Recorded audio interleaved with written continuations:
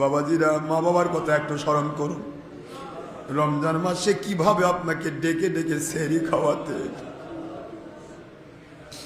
এই মাত্র মা ইফতারি বানালেন, ইফতারি গুলো আমাদেরকে খাওয়াই দিয়ে মা বাসন কোসন ধোয়ার কাজে ব্যস্ত হয়ে গেলেন।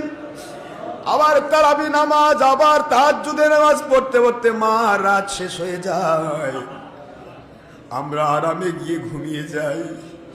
মা মনে করে যদি ঘুমিয়ে যায়, না উঠতে পারলে আমার সন্তানরা সেহরি খেতে পারবে না।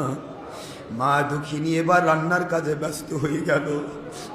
সেহরি রান্না করে খাবারগুলি রেডি করে, মা খাবারগুলি রেডি করে সন্তানগুলিকে ডাকে, বাবারা ওঠো, সেহরির টাইম হয়ে গেছে। ডেকে ডেকে সেহরি খাওয়াতেন, ডেকে ডেকে ইফতার করাতেন আমার মা। ওই দুঃখিনী মা আজকে যাদের কবরে আমাদের দিকে পাগলের মতো তাকিয়ে রয়েছে, আমাদের দিকে জাতক বাকির নাই তাকিয়ে রয়েছে।